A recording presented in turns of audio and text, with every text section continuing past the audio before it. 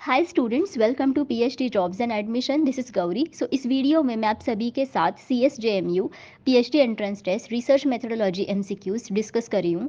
And in today's session specifically we are going to see qualitative and quantitative research by using MCQs. Qualitative and quantitative research, ये दोनों भी research methods बहुत ही important है and इनके ऊपर आपको हमेशा एग्जाम्स में काफ़ी सारे क्वेश्चंस पूछे जाते हैं। एंड दैट्स वाई इस वीडियो में मैंने दोनों ही रिसर्च टाइप्स के ऊपर जो कॉन्सेप्ट्स है वो कवर किए हैं। दैट्स वाई ये वीडियो आपको एंड तक देखना है। Students, let us start with this session now. Students, आप सभी को पता है कि CSJMU एंट्रेंस टेस्ट ये 38 जुलाई को है एंड दैट्स वाई आप सभी के पास बहुत कम टाइम है, जिस कम टाइम में आप सभी को पेपर 1 एंड पेपर 2 दोनों के लिए भी स्टडी करना है। पेपर 1 ये प्योरली रिसर्च मेथोडोलॉजी के लिए होता है एंड पेपर 2 ये कंसर्न सब्जेक्ट के लिए होता है। एंड आप सभी को दोनों ही पेपर्स में अच्छे मार्क्स क्वालिफाई करने हैं, स्कोर करने हैं, तब भी आप एंट्रेंस टेस्ट को क्वालिफाई कर सकते हो। पेपर 1 को क्वालिफाई करने के लिए हम सभी आपको कंप्लीट कोर्स प्रोवाइड करते हैं जिसका नाम है रिसर्च मेथोडोलॉजी कंप्लीट कोर्स, जिस कोर्स की मदद से आप guaranteed CSJMU PhD entrance test को क्वालिफाई कर सकते हो। इस कोर्स में हम सभी आपको full syllabus video lectures provide करते हैं जिसमें थियरीज एंड एमसीक्यूज दोनों भी अवेलेबल है। हम सभी आपको full syllabus notes and mock test provide करते हैं। बेसिकली हमारे पास ऐसे 10 मॉक टेस्ट अवेलेबल है and each mock test contains 40 MCQs and that's why overall आपके इसमें 400 एमसीक्यूज कवर हो जाते हैं। हम सभी आपको 1500 से भी ज़्यादा एमसीक्यूज का रिवीजन PDF प्रोवाइड करते हैं, जिस PDF की मदद से आप सारे टॉपिक्स एक ही PDF में रिवाइज कर सकते हो एंड दैट्स वाई गारंटीड आपको 80% एमसीक्यूज इसी PDF में से मिलते हैं out of 100% MCQs in the research methodology section of PhD entrance test. और ये जो सारा स्टडी मटेरियल है ये भी आपको हिंदी एंड इंग्लिश ये दोनों ही लैंग्वेजेस में मिलता है। स्टूडेंट्स, अगर आप कंप्लीट कोर्स को परचेस करना चाहते हो देन इधर आप ग्लोबल ऑनलाइन ऐप डाउनलोड कीजिए फ्रॉम द प्ले स्टोर, जिसके लिए मैंने लिंक इस वीडियो के डिस्क्रिप्शन बॉक्स में आप सभी के साथ शेयर की है, या फिर आप स्क्रीन पर दिखाई गए नंबर्स पर व्हाट्सएप थ्रू मुझे कॉन्टैक्ट करके इंक्वायरी कर सकते हो। एंड कोर्स की फीस भी बहुत कम है which is only 699 rupees and income fees में हम सभी आपको गारंटीड सिलेक्शन करवा देते हैं कि गारंटीड आप एंट्रेंस टेस्ट को क्वालिफाई करके PhD के लिए एडमिशन्स ले लेते हो। स्टूडेंट्स, अगर आपको डेमो वीडियो लेक्चर्स देखने हैं, अगर आपको डेमो मॉक टेस्ट देने हैं देन वो भी आप कर सकते हो on the global online app and that too free of cost. Okay, Question 1 is, which of the following is a method that is commonly used in qualitative research? इनमें से कौन सी मेथड हम सभी लोग कॉमनली क्वालिटेटिव रिसर्च में use करते हैं? Method का मतलब होता है कि डेटा कलेक्शन मेथड, जिस मेथड की मदद से हम सभी लोग रिसर्च के लिए डेटा को कलेक्ट कर सके। Okay, whether it is self completion questionnaires, then survey, या फिर एथनोग्राफी, या फिर structured observation. Students, qualitative research में जो डेटा होता है बेसिकली वो क्वालिटेटिव डेटा होता है, यानी कि which is relevant to quality of the people. Okay, and that's why इस प्रकार के रिसर्च में अगर हमें डेटा कलेक्ट करना है देन उसके लिए काफ़ी सारे मेथड्स है, जैसे कि in depth interviews is one of the method. Then second method है focus groups. Then third method है participant observation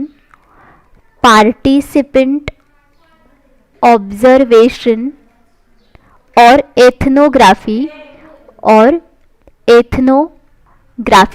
basically students, ethnography ये एक डेटा कलेक्शन मेथड है जिसमें रिसर्चर जो है वो खुद सोशल सेटिंग में जाके रहता है, ओके, ताकि वो उनके कल्चर को ऑब्जर्व कर सके एंड दैट्स वाई इसको पार्टिसिपेंट ऑब्जर्वेशन मेथड भी कहा जाता है।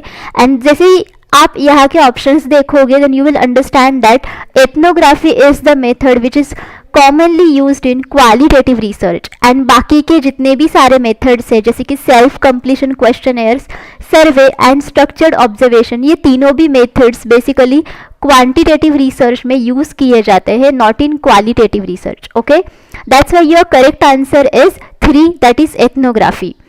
Next is, what is meant by the term grounded theory? Now grounded theory इस term का अर्थ क्या है?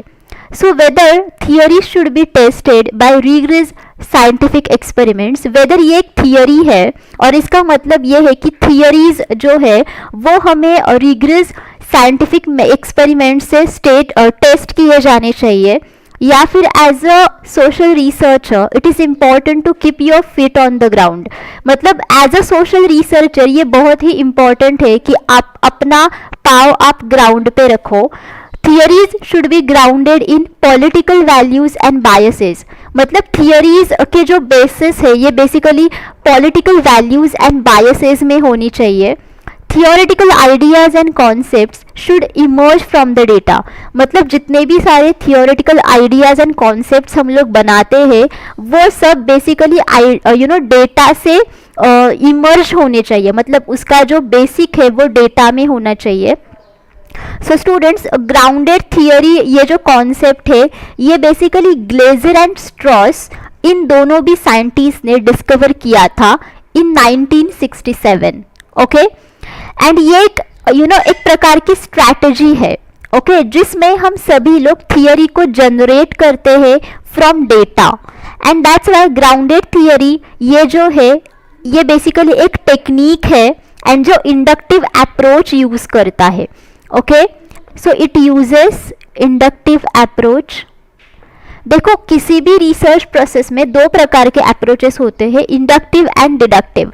सो इंडक्टिव अप्रोच ये एक ऐसा अप्रोच है जिसमें एक्चुअली डेटा हमारे पास पहले से ही होता है and based upon the observations on the data हम लोग इसमें थियरी को डेवलप करते हैं। So this is called as the inductive approach and that's why grounded theory में इंडक्टिव अप्रोच का इस्तेमाल किया जाता है। एंड यहाँ के जो कॉन्सेप्ट्स होते हैं वो बेसिकली डेटा से इमर्ज होते हैं, मतलब कॉन्सेप्ट्स का जो बेसिक ये होता है पाव वो बेसिकली डेटा में होता है। Okay, and that's why they can be redefined as hypothesis for further testing.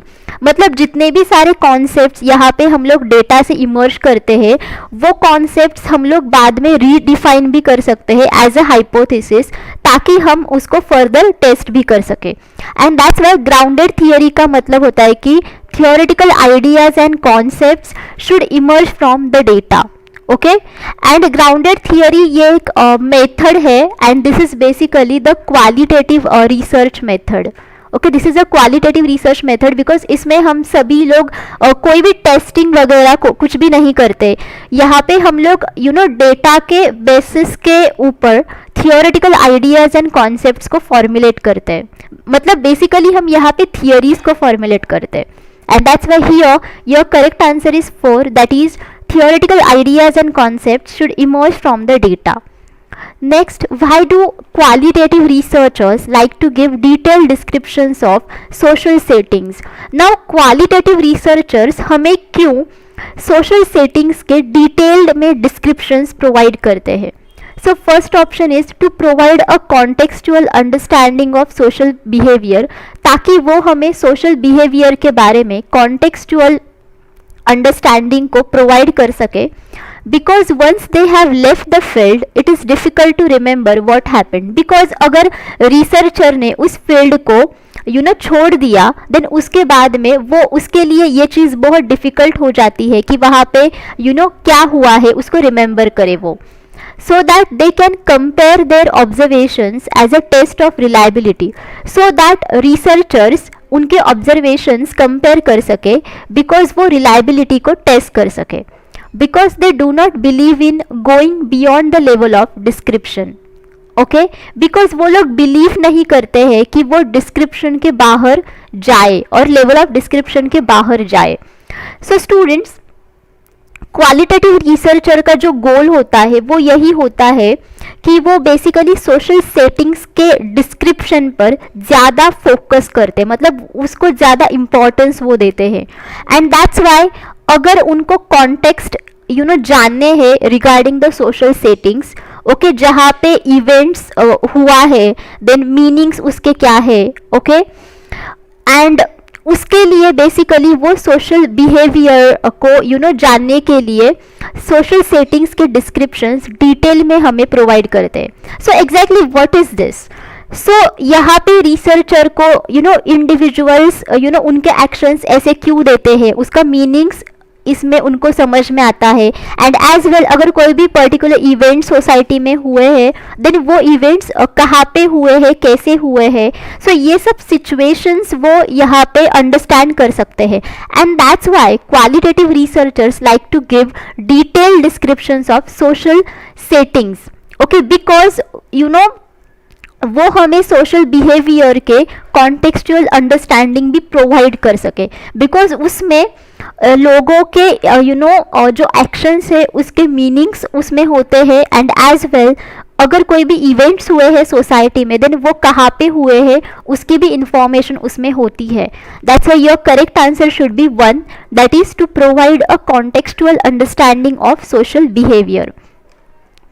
The flexibility and limited structure of qualitative research designs is an advantage because देखो qualitative research के flexibility and limited structure ये दोनों भी characteristics है, okay. Then ये दोनों भी उसके कैरेक्टरिस्टिक्स एडवांटेज है उसके, वो क्यों है? So first is the researcher does not impose any predetermined formats on the social world because researcher यहाँ पे जो predetermined formats होते हैं social world के, ओके, वो यहाँ पे पहले से ही वो impose नहीं करता है, मतलब दिखाता नहीं है। It allows for unexpected results to emerge from the data। इसकी वजह से जो डेटा से unexpected results हमें मिलते हैं, ओके, इसके लिए ये अलाउ करता है हमें। The researcher can adapt their theories and methods as the project unfolds। मतलब जैसे ही हम लोग रिसर्च प्रोसेस में आगे बढ़ते हैं वैसे researcher different kinds of theories and methods को इस्तेमाल करने लगता है या फिर all of the above, okay. So students qualitative research इसमें काफ़ी ज़्यादा फ्लेक्सिबिलिटी एंड उसका लिमिटेड स्ट्रक्चर होता है, ओके। बट अगर आप क्वांटिटेटिव रिसर्च की बात करते हो देन उसका जो डिज़ाइन होता है और आउटलाइन होता है वो फिक्स्ड होता है, मतलब वो फ्लेक्सिबल नहीं होता है। एंड दैट्स वाई अगर रिसर्च का डिज़ाइन फिक्स्ड है देन वो बेसिकली जो डेटा हम लोग कलेक्ट करते हैं उसको वो इन्फ्लुएंस करता है। एंड दैट्स वाई उसकी वजह से बायस क्रिएट हो जाता है रिसर्च में, okay. And that's Y quantitative researchers tend to isolate elements of design that may bias the results and measure probable impact। जैसे कि मैंने बोला कि इसकी वजह से रिसर्च में बायस क्रिएट हो जाता है। बट अगर आप क्वालिटेटिव रिसर्च देखोगे देन इसमें actually researchers prefer keeping structure to minimum. मतलब एक्चुअली क्वालिटेटिव रिसर्च जो होते हैं, रिसर्चर जो होते हैं वो बेसिकली जो स्ट्रक्चर होता है पूरे रिसर्च प्रोसेस का वो बहुत ही कम स्ट्रक्चर्ड रखता है, मतलब लिमिटेड स्ट्रक्चर में रखता है। एंड एज वेल यहाँ पे डेटा को एक्सप्रेस करने के लिए फ्री एडवांटेज होता है, मतलब हम सभी लोग डेटा को कैसे भी किधर से भी गैदर कर सकते हैं, उसको हम लोग कैसे भी एक्सप्रेस कर सकते हैं।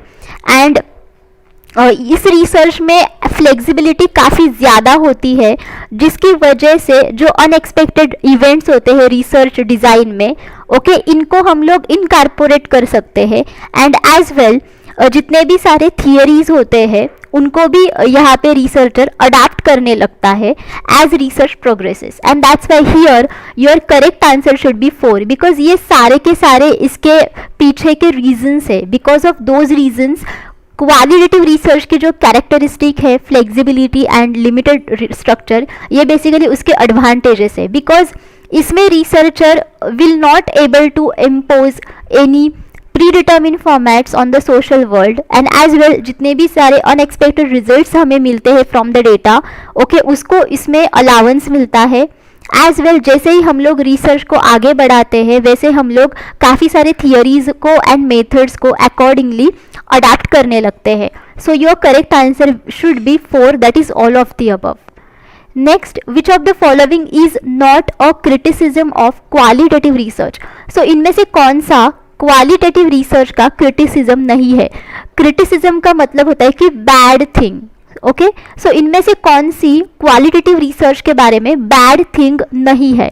सो first is the studies are difficult to replicate, then there is a lack of transparency, the approach is too rigid and inflexible, the accounts are too subjective and impressionistic. Impressionistic यानी कि प्रभावशाली।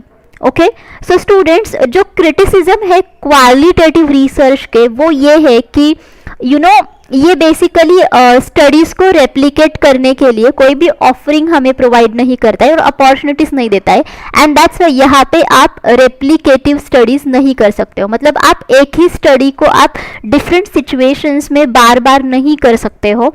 Then second criticism और bad thing is that कि ये subjective होता है, मतलब ये ऑब्जेक्टिव नहीं होता है। Then third criticism is lack of transparency, मतलब इसमें काफ़ी ज़्यादा लैक ऑफ ट्रांसपेरेंसी होती है। सो देखो यहाँ पे रेप्लिकेट करना बहुत डिफिकल्ट है, ये वन ऑफ द क्रिटिसिज्म यहाँ पे बताया गया है। सो ये इसका आंसर नहीं आ सकता है। लैक ऑफ ट्रांसपेरेंसी ये भी इसका क्रिटिसिज्म है, सो ये आंसर नहीं आएगा। एंड एज वेल ये बहुत ही सब्जेक्टिव एंड प्रभावशाली है, सो ये भी इसका एक क्रिटिसिज्म है। सो ये भी आंसर नहीं आएगा। सो your correct answer should B 3, because qualitative research का जो बहुत ही ज़्यादा कठोर एंड इनफ्लेक्सिबल होने का जो अप्रोच है, ये इसका एक एडवांटेज है जो कि हमने पिछले ही क्वेश्चन में देखा कि क्यों है, राइट। एंड दैट्स ये इसका कोई भी क्रिटिसिज्म नहीं है। सो your correct answer should B 3, that is the approach is too rigid and inflexible.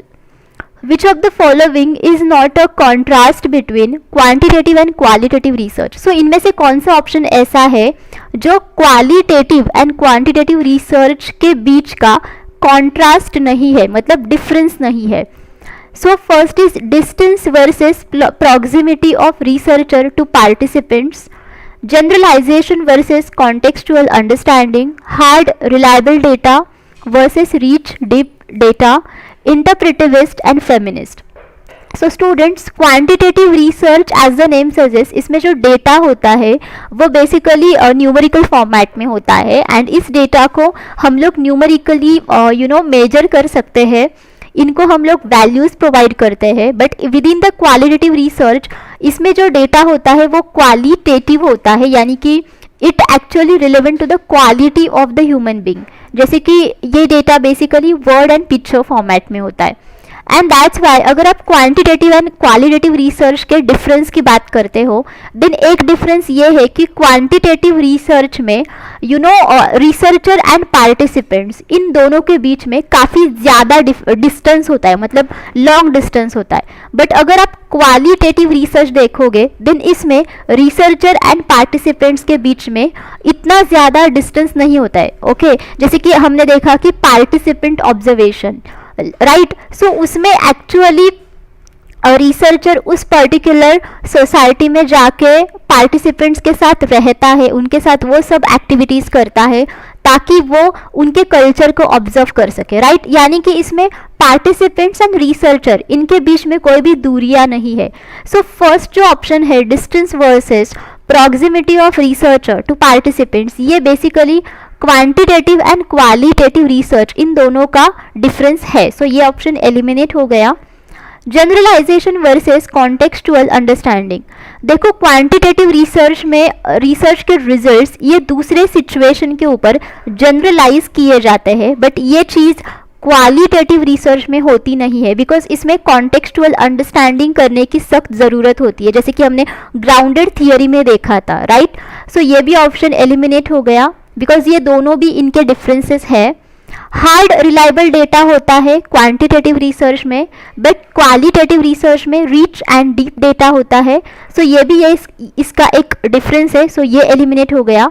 But इंटरप्रेटिविस्ट and versus feminist, ये basically qualitative and quantitative research के डिफरेंसेस नहीं है, बिकॉज ये दोनों भी कॉन्सेप्ट सिमिलर है, इनके मीनिंग्स बेसिकली थोड़े डिफरेंट है, अलग है, बट ये दोनों भी कॉन्सेप्ट्स एक ही फिलोसॉफी को बिलीव करते हैं। मतलब इंटरप्रेटिविस्ट जो अप्रोच है ये बेसिकली क्वालिटेटिव रिसर्च में यूज़ किया जाता है, जिसमें हम लोग ज़्यादा से ज़्यादा फोकस और इम्पोर्टेंस हमारे थिंकिंग लेवल एंड हमारे इंट्यूटिव जो थिंकिंग लेवल होती है उस पे देते हैं हम लोग। एंड फेमिनिस्ट आप सभी को पता है व्हाट इज़ दैट, बेसिकली ये एक फिलोसॉफिकल अप्रोच है, एंड इसमें एक्चुअली हम मानते हैं कि both the genders in the world should have equal opportunities, यानी कि मेल एंड फीमेल को इक्वल अपॉर्चुनिटीज़ होनी चाहिए, राइट। एंड दैट्स वाई ये दोनों भी जो कॉन्सेप्ट है ये एक ही आइडिया को और एक ही टाइप के स्ट्रैटेजी को फॉलो करते हैं। सो ये दोनों भी डिफरेंट नहीं है। सो आपका सही आंसर 4 है, बिकॉज ये दोनों भी कॉन्ट्रास्ट ऑप्शंस नहीं है between quantitative and qualitative research. Next is, why has qualitative research been seen to have an affinity with feminism? So देखो पिछले ही क्वेश्चन के आधार पर ये क्वेश्चन है कि क्वालिटेटिव रिसर्च में फेमिनिज्म के लिए इतनी ज़्यादा एफिनिटी क्यों है? Okay, so first is it allows women's voices to be heard rather than objectifying and exploiting them, because qualitative research allow करता है ताकि हम सभी लोग women voices को सुन सके rather than हम लोग उनको objectify and exploit करें. It has always been carried out by female sociologists because qualitative research ये हमेशा female sociologists ने किया है. It allows the researcher to control variables and suppress women's voices, because इसमें रिसर्चर वेरिएबल्स को control करते हैं एंड women's voices को सप्रेस करते हैं, मतलब कम करते हैं. It claims to be value free and non political, because ये value free and non political है. So students, जैसे ही हमने देखा कि फेमिनिज्म का जो मतलब होता है वो होता है कि male and female candidates both have same or equal opportunities, right? And qualitative research में basically human being के quality के बारे में research किया जाता है, and qualitative research basically allow करता है ताकि हम women voices को सुन सके and actually women's को इसमें empower भी किया जाता है. and जैसे कि quantitative research में काफ़ी सारे evidences की ज़रूरत होती है, उसमें ऑब्जर्वेशन एंड रिसर्च के लिए टेस्ट की ज़रूरत होती है, राइट? बट क्वालिटेटिव रिसर्च में ऐसा नहीं होता है, right? And that's why your correct answer should be 1, because it allows women's voices to be heard rather than objectifying and exploiting them. Because अगर यहाँ पे क्वांटिटेटिव रिसर्च होता देन क्वांटिटेटिव रिसर्च उसको ऑब्जेक्टिफाई करता, एक्सप्लॉइट करता, but qualitative research है and that's इसमें इन सब चीज़ों की ज़रूरत नहीं पड़ती है. सो your correct answer should be 1.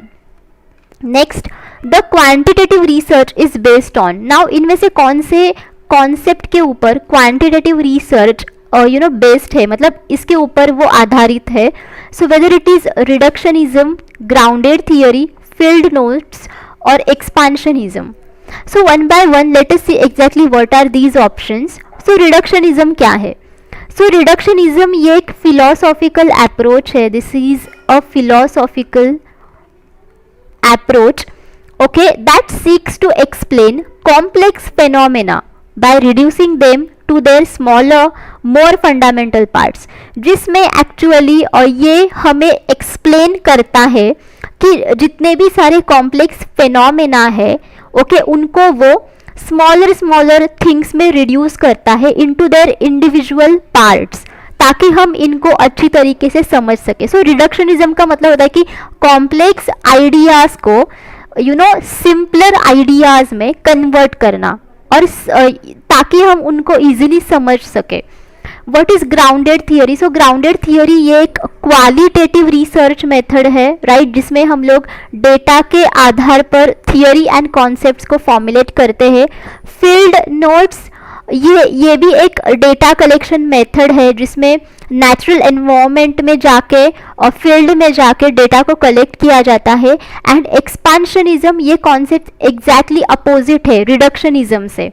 Reductionism में जैसे हम कॉम्प्लेक्स फेनोमेनन को सिंपल फेनोमेनन में कन्वर्ट करते हैं, बट एक्सपांशनिज्म में सिंपल फेनोमेनन को कॉम्प्लेक्स फेनोमेनन में कन्वर्ट किया जाता है.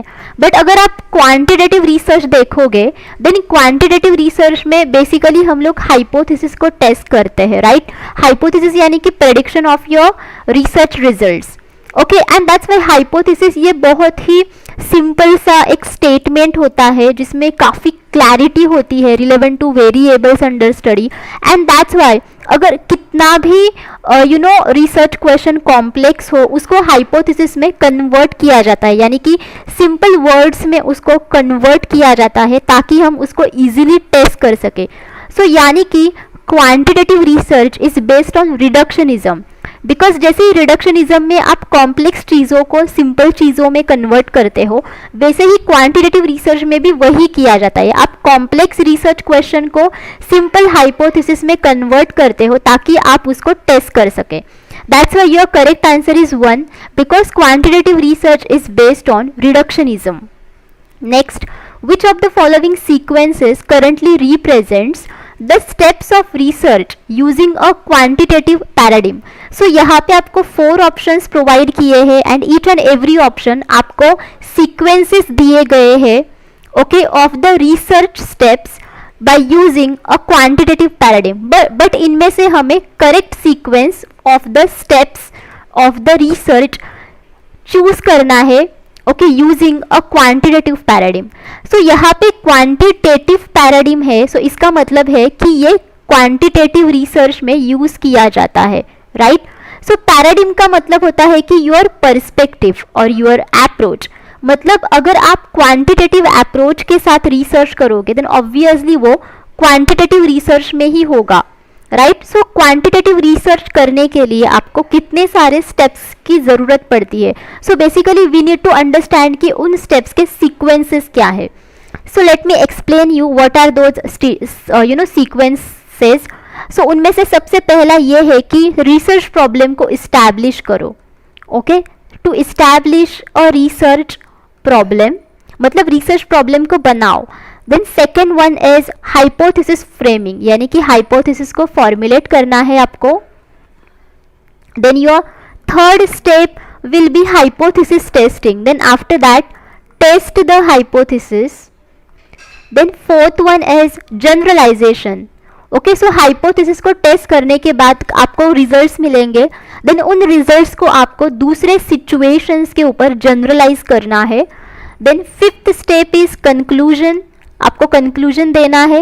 And sixth step is implication of result, implication of result, okay.